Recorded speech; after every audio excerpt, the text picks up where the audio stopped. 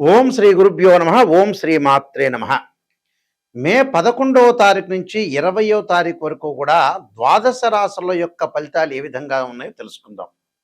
అంటే మేషాది ద్వాదశ రాశుల వాళ్ళకి ఎలాంటి ఫలితాలు జరగబోతున్నాయి అంటే ఉద్యోగపరంగా, వ్యాపార పరంగా, సంతాన పరంగా, ఫైనాన్షియల్ పరంగా ఉండే డెవలప్మెంటు, శుభ కార్యక్రమాలు, ఆరోగ్యము, కోర్టు సమస్యలు, ఇళ్ళు, స్థలాలు, భూములు, అన్నదమ్ములు, అక్క చెల్లెళ్ళు, తల్లిదండ్రులు, నిర్ణయాలు, స్త్రీలకి అలానే పురుషులకి, విద్యార్థులకి చదువు గురించి అంటే ఎడ్యుకేషన్ పరంగా ఏ విధంగా ఉన్నాయో తెలుసుకుందాం.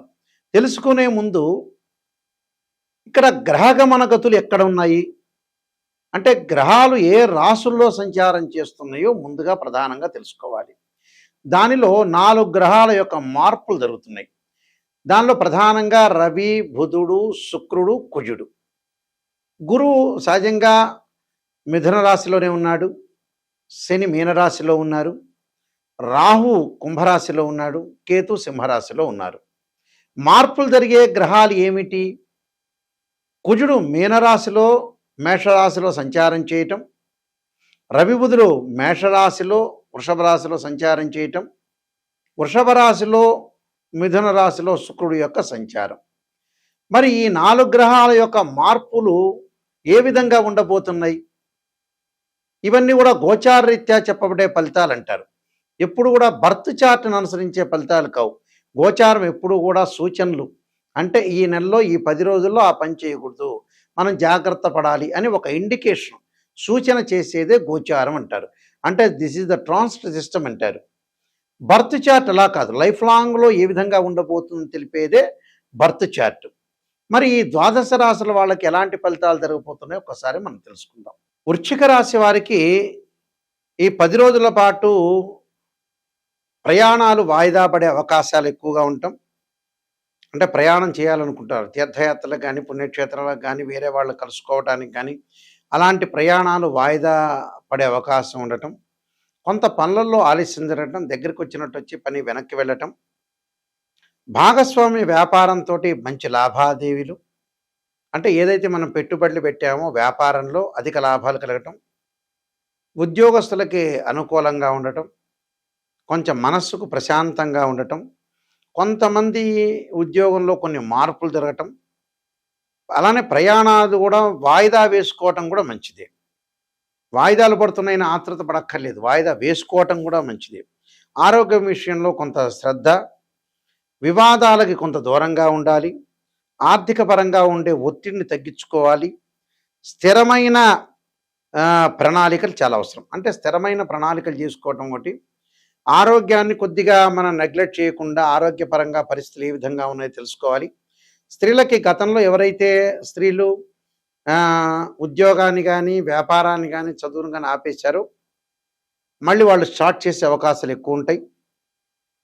ఈ రాశి వారికి ప్రధానంగా వచ్చేటప్పటికల్లా వివాహ శుభ కార్యక్రమాల్లో పాల్గొంటారు, వివాహ విషయంలో ముందుకు వెళ్ళటం, స్థానచలనం జరగటం, ఇళ్ల మార్పులు, కారు మార్పులు, ఉద్యోగ మార్పులు, నిరుద్యోగులు కూడా ఒక కంపెనీలో చేస్తున్న వ్యక్తులు వేరే కంపెనీలోకి వెళ్ళే అవకాశాలు ఎక్కువగా ఉంటాయి. అన్ని కొన్ని మార్పులు జరిగే అవకాశాలు ఎక్కువగా ఉంటాయి. అలానే ఏదైతే భార్యాభర్తల మధ్యలో అనుకూలంగా ఉండటం, అంటే జీవితంలో ఏదైతే వాళ్ళు భార్యాభర్తలు ఇద్దరు కూడా అనుకూలంగా ఉండటం, అంటే చిన్న చిన్న విషయాలన్నిటి కూడా తగాదులు వివాదాలు లేకుండా కలిసిపోయే అవకాశాలు ఎక్కువ ఉంటాయి. మ్యూచువల్ అండర్స్టాండింగ్ అనేది ఎక్కువ ఉంటుంది. కొత్త పెట్టుబడులు కొంత లాభించే అవకాశాలు ఎక్కువ ఉంటాయి. విద్యార్థులకి కొంత చదువు పట్ల అవగాహన పెంపొందించుకోవాలి, మిగతా విషయాల మీద ఆసక్తి తగ్గించుకొని లైఫ్లో చదువే చాలా ఇంపార్టెంట్ అని ఆలోచన చేసి ముందుకు వెళ్ళాలి. రియల్ ఎస్టేట్ రంగం వాళ్ళకి కొద్దిగా అనుకూలంగా ఉండదు. అలానే వీళ్ళు ముఖ్యంగా ఇళ్ళు పొలాలు కొనుగోలు చేయాలనుకుంటారు, వాయిదాలు పడే అవకాశాలు ఎక్కువ ఉంటాయి. శుభ కార్యక్రమాల విషయంలో కూడా కొంత వాయిదాలు పడుతూ ఉంటాయి.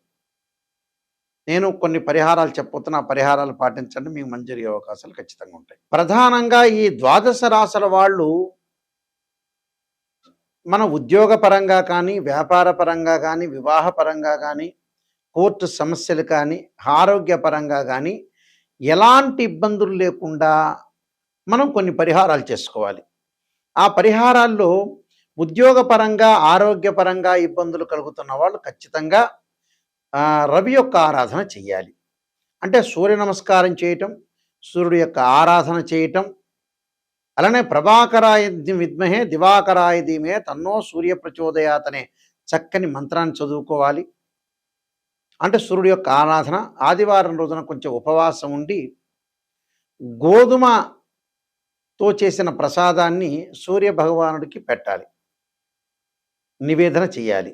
నివేదన చేయటం ఒకటిను. అదే రోజున ఆదివారం రోజున గోధుమ రవ్వతో చేసిన ప్రసాదాన్ని ఏదైనా దేవాలయంలో ఇస్తే, వితరణ చేస్తే, వాళ్ళు ఆ ప్రధాన అర్చకులకు ఇస్తే వారు వితరణ చేసే అవకాశం ఉంటుంది భక్తులకి. దానివల్ల ఏంటంటే ఉద్యోగపరంగా ఉండే ఇబ్బందులు అనేవి ఉండవు. దాంతోపాటు ఆరోగ్యపరంగా అనుకూలంగా ఉంటుంది. అదే రోజున సూర్యాష్టకాన్ని చదువుకోవటం కూడా చాలా మంచిది.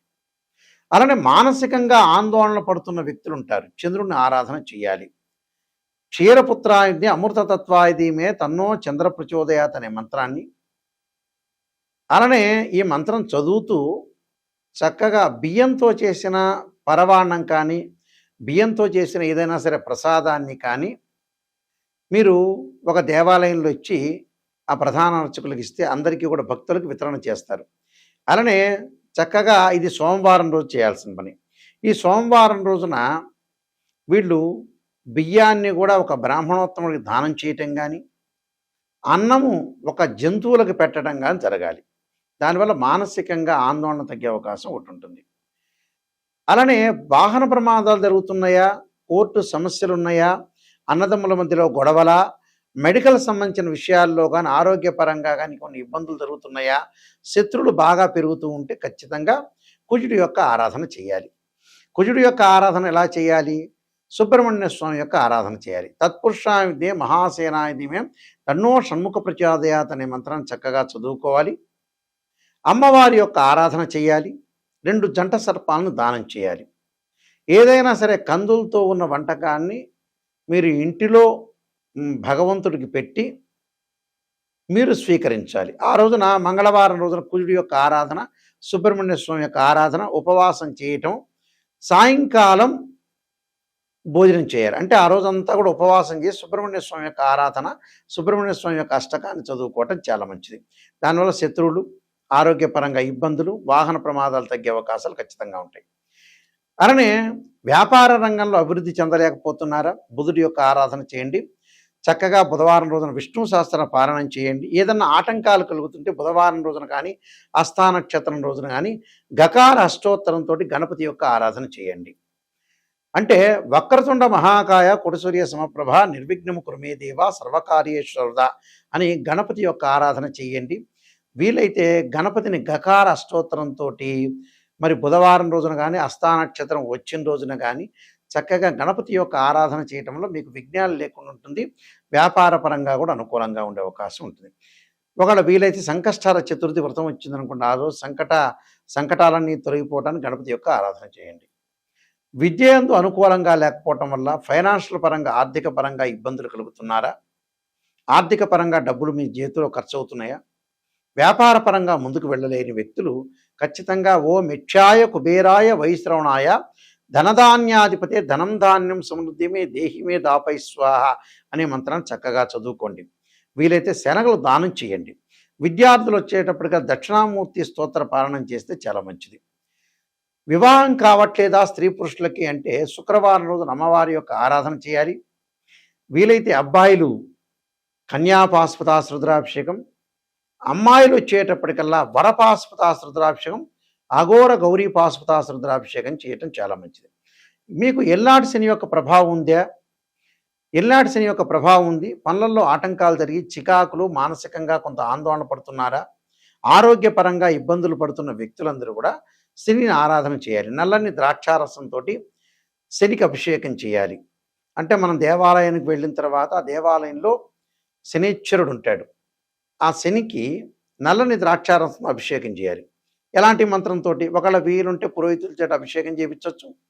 ఒకవేళ మీకు అందుబాటులో లేకుండా, మీకు శక్తి లేదనుకోండి, అలా చేస్తూ నీలాంజన సమాభాసం రవిపుత్రేమాగ్రజం ఛాయామార్తాండ సంభూతం తం నమామి శనేశ్వరం అనే మంత్రం చక్కగా చదువుకోండి. విదేశాలకు వెళ్ళలేకపోతున్న రాహుకేతుల యొక్క ప్రభావం ఉందా? రాహుకేతుల యొక్క ప్రభావం వల్ల కాలసర్పదోషం సర్పదోషం ఉందా? ఉన్న వ్యక్తులు ఎవరైతే ఉంటారో రాహు యొక్క ఆరాధన చెయ్యాలి. రాహుకు అధిష్టాన దేవత అయిన దుర్గాదేవిని అలానే సర్పాన్ని అంటే సుబ్రహ్మణ్య స్వామి యొక్క ఆరాధన చేయాలి.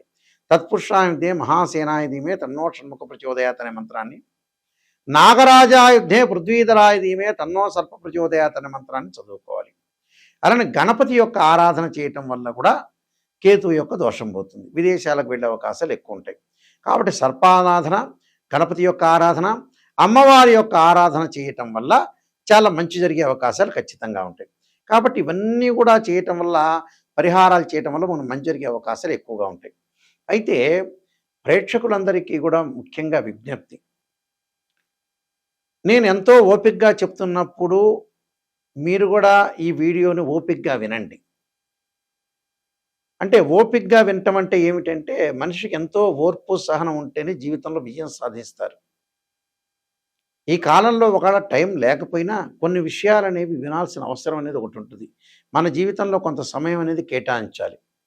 జీవితంలో ఒక జాతకాన్ని చెప్పించుకునేప్పుడు ఏ గురువు గారి దగ్గర అయినా సరే ఆస్ట్రాలజీని అప్రోచ్ అయినప్పుడు, గురువు గారండి నాకు పాజిటివ్ తెలుసండి, పాజిటివ్ నాకు తెలిసిన విషయమే, కానీ నెగిటివ్ చెప్పాలండి, నెగిటివ్లోంచి నేను పాజిటివ్ రావాలి అనే పాయింట్ అర్థం చేసుకోండి.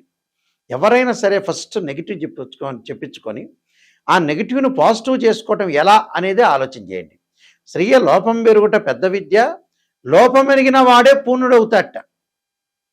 మనం 10 సార్లు వెంకటేశ్వర స్వామి దగ్గరికి వెళ్ళినా, 10 సార్లు తిరుపతి దగ్గరికి వెళ్ళినా భగవంతుడు ఒక జ్ఞానాన్ని ఇచ్చాడు. ఏం జ్ఞానం ఇచ్చాడంటే, అయ్యా నిజాన్ని తెలుసుకోండి, నిజాన్ని తెలుసుకొని మీ జీవితాన్ని బాగు చేసుకోండి. ఒక కారు ఉంటుంది, రిపేర్ అవుతుంది, ఆ రిపేర్ మనం చేసుకుని కారులో చక్కగా వెళ్ళాలి. మన జీవితాన్ని కూడా మనం రిపేర్ చేసుకోవాలి. కారు ఎలాంటిదో మన జీవితం కూడా అంతే. ఇప్పుడు హార్ట్ సంబంధించిన ప్రాబ్లమ్స్ వస్తాయి, కిడ్నీకి సంబంధించిన ప్రాబ్లమ్స్ మనం రిపేర్ చేసుకోవట్లా, ఒక డాక్టర్ని కన్సల్ట్ అవుతున్నాగా. కన్సల్ట్ అయిన తర్వాత దాన్ని ఎలాగా మనం హెల్త్ పరంగా ఉండే విషయాలు మనం తీసుకొని ముందుకు వెళ్ళినట్టే జీవితంలో లైఫ్లో నెగిటివ్ని పాజిటివ్ చేసుకోవాలి. ఎప్పుడు కూడా ఒక జాతకాన్ని అనాలిసిస్ చేసే 16 లగ్న కుండళ్ళు ఉంటాయి. అంటే D16 చార్ట్స్ ఉంటాయి. కేవలం రాశిచక్రం చూసి చెప్పడం కాదు. అంటే స్కానింగు అంటే X-ray scan, CT scan, MRI scan లాగా సూక్ష్మాతి సూక్ష్మంగా మన రాశి లగ్న కుండాల్ని డివిజనబుల్ చార్ట్ చేస్తారు మ్యాథమెటికల్ క్యాల్కులేషన్స్ తోటి. అంటే ఒక రాశి చక్రంలో మనకు తెలియదనుకోండి, వివాహం నుంచి నవాంశాన్ని చూడమంటాడు. ఒక రాశి చక్రంలో వృత్తిపరంగా ప్రశ్నపరంగా తెలియదనుకోండి, రాలేదనుకోండి రిజల్ట్, దశమాంశ చక్రాన్ని చూడమంటాడు.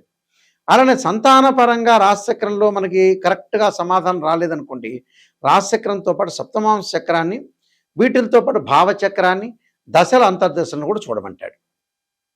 అంటే మ్యాథమెటికల్ క్యాలిక్యులేషన్ వేసి డివిజనబుల్ చార్ట్స్ చూస్తేనే మనకు తెలుస్తుంది. దీనిలో ద్వాదశ భావాలను అనాలిసిస్ చేయాలి. కేవలం ద్వాదశ భావాలంటే ఏంటంటే 12 భావాలకి అధిపతులు ఉంటారు.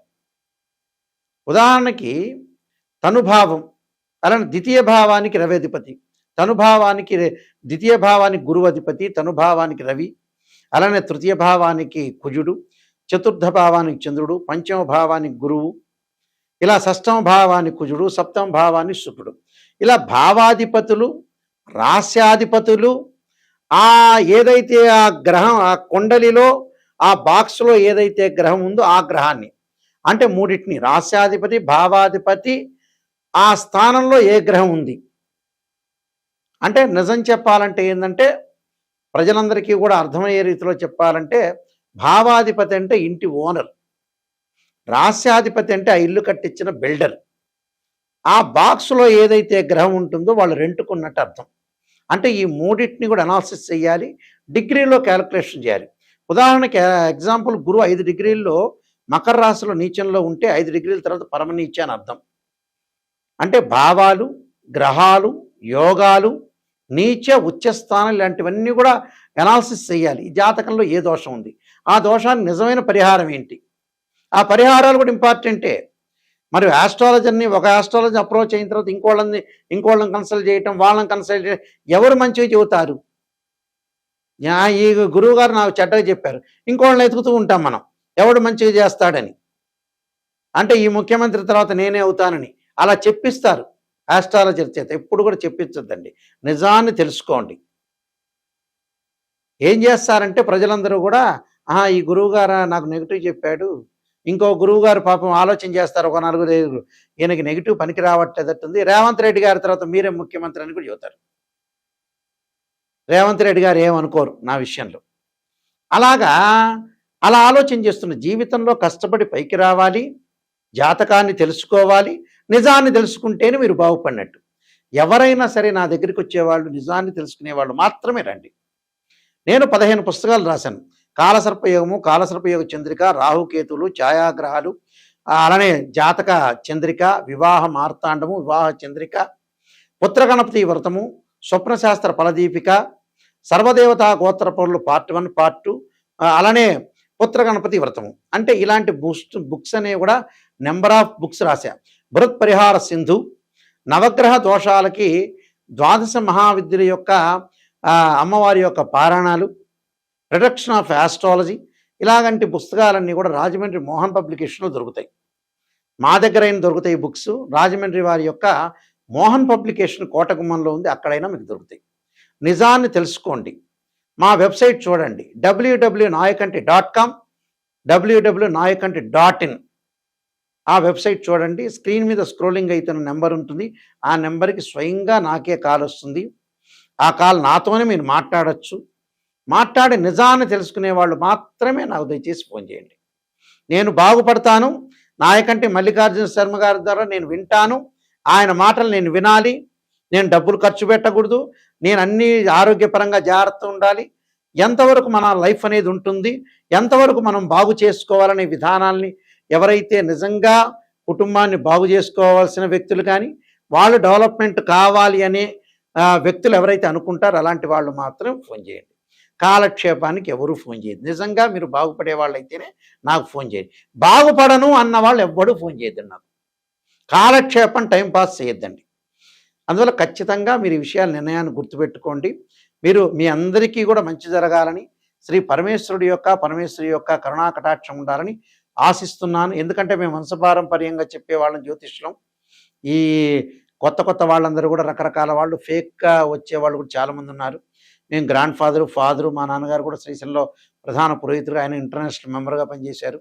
అందువల్ల నిజాన్ని తెలుసుకునే వాళ్ళు, నిజంగా మా దగ్గర తెలుసుకునే వ్యక్తులు మాత్రమే మీరు ఫోన్ చేయండి. ఎందుకంటే డివిజనబుల్ చార్ట్స్ ఇది మ్యాథమెటికల్ క్యాలిక్యులేషన్ చెబుతాం. మీ అందరికీ కూడా పరమేశ్వరి యొక్క కరుణా కటాక్షం ఉండాలని ఆశిస్తూ సర్వే జనా సుఖినో భవంతు.